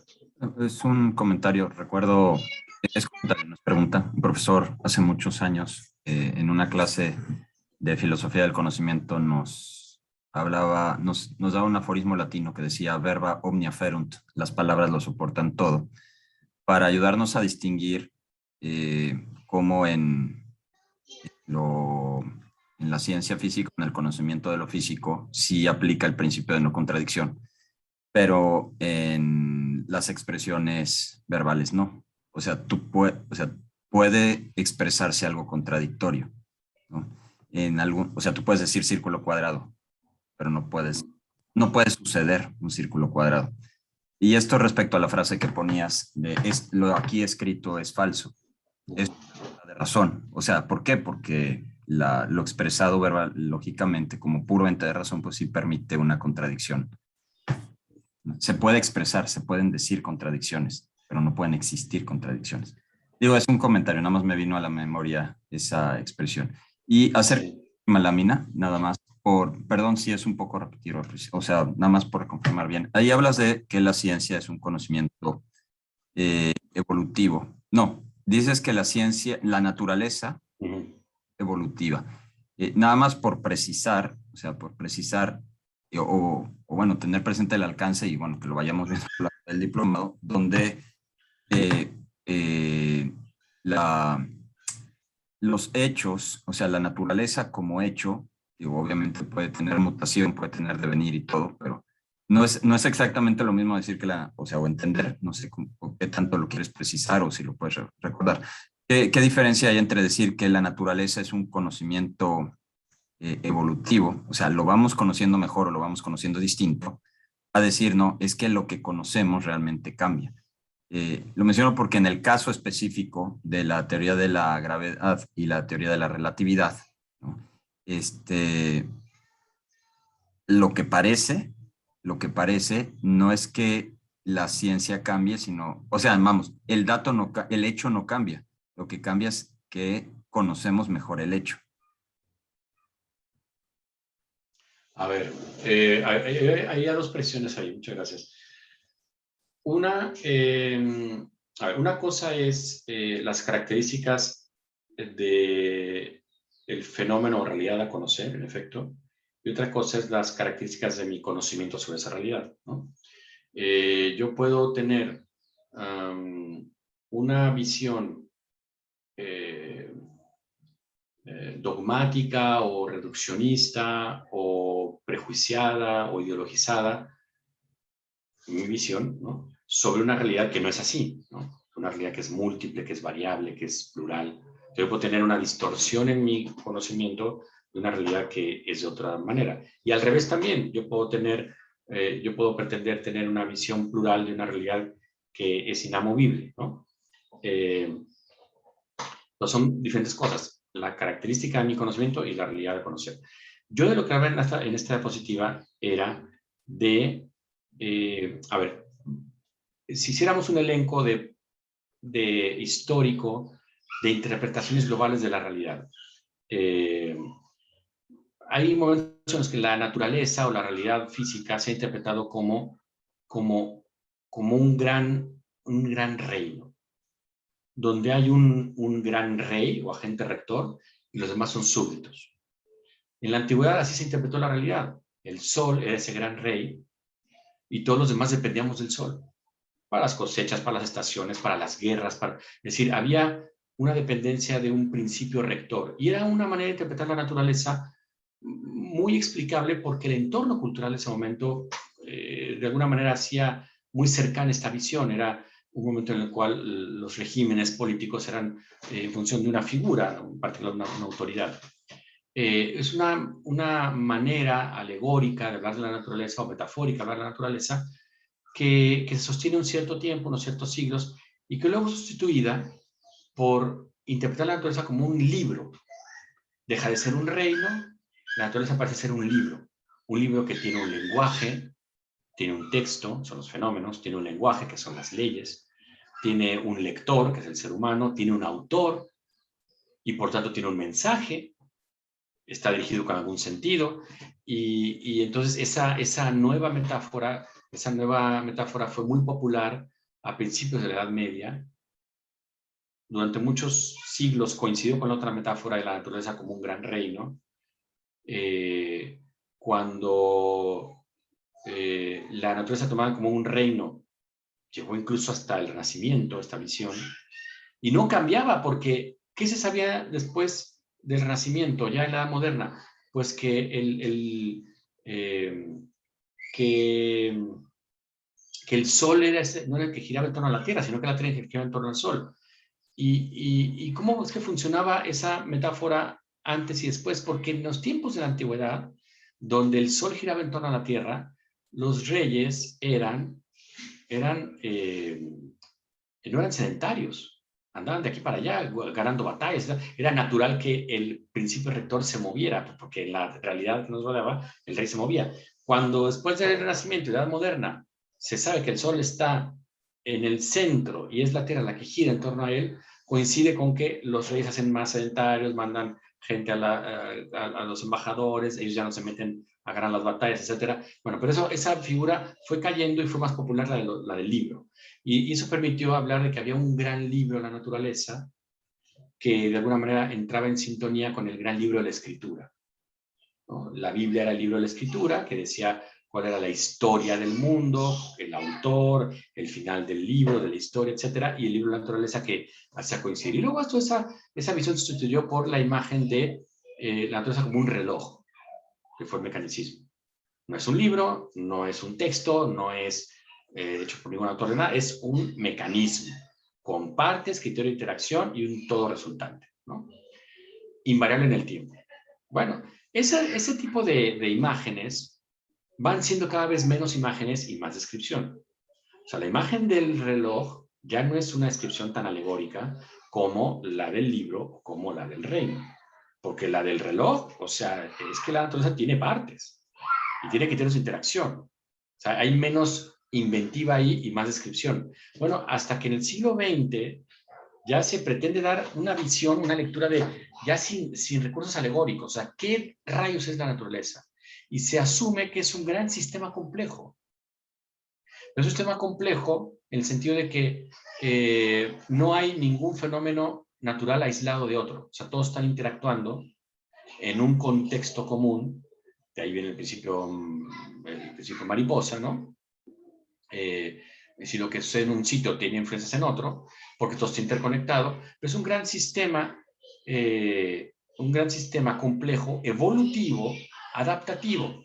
Es decir, va haciendo aparecer configuraciones que antes no existían, pero no cualquier configuración, sino configuraciones que sean de alguna manera compatibles con las que ya existen. O sea, no es una reinvención en cada momento del cosmos, sino que es una interacción, un despliegue. Entonces, eso es lo que me refería. ¿Cómo entender la naturaleza hoy en día? Como un gran sistema complejo evolutivo adaptativo. Ahora, ¿qué recursos epistemológicos, qué recursos cognitivos, qué recursos de descripción se adhieren más, responden más a un fenómeno que se nos presenta como evolutivo, complejo, adaptativo? Un acercamiento múltiple, una epistemología múltiple, es decir, interdisciplinar, que sepa reconocer límites y alcances de cada disciplina, que la interdisciplina se hace a partir de una disciplina muy seria. O sea, la fuerte disciplinaridad, la fuerte especialización es la que genera más interdisciplina. Porque el que trabaja a detalle, a altísima especialización en su propia disciplina, sabe hasta dónde llega su disciplina. Sabe qué fenómenos no alcanza a explicar y sabe qué fenómenos reales requieren explicaciones compatibles, alternas o diferentes, ¿no? Entonces, cuando hay una correcta disciplinaridad, se genera una mentalidad interdisciplinar. Ojo, mentalidad. La interdisciplinaridad no es una metodología. La interdisciplinaridad nace de preocupación humana, porque los métodos de investigación de la naturaleza tienen que ser disciplinares. Tienen que fijarse en una parcela de la realidad, si no, son inmanejables. Entonces, es la preocupación interdisciplinar la humana, mientras que la preocupación disciplinar es la científica. Entonces, porque el ser humano mantiene preocupaciones interdisciplinares, es que su acceso a la realidad tiene que ser así, interdisciplinar, sabiendo que hay límites y alcances y que hay fenómenos complejos y que si yo quiero fijarme únicamente en una parte de ese fenómeno, es por objeto de decisión mía, no porque el fenómeno esté así. El fenómeno no ocurre aislado, sino que yo lo trato como si estuviera aislado, como si estuviera aislado, pero si que es suyo, está interconectado. Eso es un gran avance, eso no se hacía ni se pensaba así en los años 30, 40, 50, 60 del siglo XX. Entonces, esta mentalidad disciplinar es un carácter más cercano para entender una realidad compleja como la que tenemos enfrente. Y eso es lo que permite una colaboración entre disciplinas. Y entonces permite cuestionamientos éticos en la investigación, sin que sea inválido hacerlo, sin que alguien se sienta que está observado, enjuiciado desde fuera por alguien que no tiene la calidad moral o técnica de hacerlo. Y eso genera que si vamos a hablar del ser humano en filosofía o en antropología, no se puede hacer al margen de lo que la ciencia nos dice que es el ser humano. Si vamos a hablar de el ser humano desde el punto de vista biológico, no tendría que dejarse de considerar lo que nos enseña la cultura acerca del ser humano, que nos enseña la historia, que nos enseña las ciencias humanas. Es decir, para tener una visión más fiel a lo que de suyo ocurre, más que una visión solamente cómoda a mi propia óptica, ¿no? Entonces eso en cuanto al asunto de la frase esta, más bien se refería al tipo de naturaleza que tenemos enfrente, que es un sistema complejo, adaptativo, evolutivo, y qué epistemología requiere eso. Y luego un apunte respecto, en efecto, de la contradicción. Desde luego, es importantísimo, quizá esto ya no vale mucho la pena mencionarlo en este momento de la cultura actual, porque ya no es un gran problema, pero durante muchos siglos fue una gran discusión de si en la realidad había contradicción o no había contradicción, ¿no? Porque imagínense ustedes, un árbol al final es un no zapato, y es un no planeta, y es un no Dios, y es un no humano, y es un no edificio, y el edificio igual es un no N, y todo para ser tiene que dejar de ser otro, ¿no? Entonces, aparentemente, el hecho de que un fenómeno exista implica la negación de otros fenómenos. Y esta discusión filosófica, y que a más de alguno le puede parecer completamente bizantina, esta discusión hizo que se aclarara que la contradicción, es decir, ser no ser, que es la única manera de hablar de contradicción, tener en la mente niña en árbol, no niña en árbol, es la única manera de hablar de contradicción, presencia, ausencia completa, presencia, ausencia, eso no existe en la naturaleza. La naturaleza, la ausencia de algo es la presencia de otra cosa. Si quemas el papel, pues te viene la ceniza. Si transformas el tronco de madera y lo haces papel, te apareció el papel. Y el tronco no se fue a la nada y la hoja de papel no surgió de la nada. O sea, en la realidad no hay contradicción, no hay ausencia-presencia. Hay ausencia de X, presencia de X. O sea, hay ausencia de determinada cosa que era, nueva presencia de determinada cosa que ahora es. Y eso se llama contrariedad. Entonces es importante esto porque a veces nos juega el lenguaje malas pasadas. El lenguaje es la única sede, más que el lenguaje el pensamiento, es la única sede de la contrariedad, por lo tanto el lenguaje hace reflejo del pensamiento, es sede de la contrariedad, que es ser y no ser. Y a veces cuando se confunde esto nos lleva a manipulaciones de la realidad que pueden ser costosas. Si yo no soporto a alguien, no lo soporto, y pienso que la realidad funciona como funciona la mente, y en la mente sí hay ser, no ser, porque es ausencia y presencia completa. La ausencia completa de lo que estoy, o sea, cuando yo dejo de pensar en lo que estoy pensando, es ausencia completa de ello, ¿no? Si yo pienso que así funciona la naturaleza, o la realidad, y digo, no soporto a ese señor, voy a pensar que la única manera de quitarlo de enfrente es aniquilarlo, porque así ocurre en mi mente. Y entonces, un tiro, ¿no? Le hago algo tal, o sea, lo aniquilo, y eso no me voy a hacer de él, porque luego tengo su cuerpo, ¿no? Y así me complico, porque extrapolo las condiciones del pensamiento que sí, en efecto, permiten contradicción, a el mundo real, donde no hay contradicción, solamente hay contrariedad. Por eso es que estos juegos mentales o juegos lingüísticos que eran tan cultivados en la Edad Media, los niños hacían juegos lógicos desde los 6 años, ¿no? Pues van mucho por este lado, por el lado de qué recursos tiene la expresión lingüística, por tanto el pensamiento, que no son los recursos de la mente. Los antiguos, los medievales, tenían muy claro que las condiciones del pensamiento no son las condiciones de la realidad, ¿no? No sé si se me fue algún punto de lo que comentabas, pero creo que es lo que había pensado. No, muchas gracias. Fue muy explícito y muy al detalle. Muchas gracias. Gracias. Bien, no sé si hay algún otro comentario. Una cosa nada más de lo que decías del texto, del caso. Sí, allí ese caso ilustra, o sea, intenta ilustrar cómo la manipulación de la interpretación de la realidad, que es considerar que la ciencia es un conocimiento ya acabado, no nos permite reconocer nuevos fenómenos, ¿no? Entonces, Popper pone muchas veces este ejemplo que puse en el caso del descubrimiento o de la confirmación de la teoría de la relatividad de Einstein mediante el avistamiento del eclipse anular del Sol del 19, porque para Popper eso es el típico signo, o sea, la irrupción de la relatividad de Einstein, que tuvo que hacer reescribir qué era la gravedad, que pone a un empleado de una oficina de patentes al nivel de la máxima figura de la historia de la ciencia, que hasta ese momento se había tenido a Newton. Eso es algo que solo se puede lograr cuando en la ciencia no se opera con dogmatismos.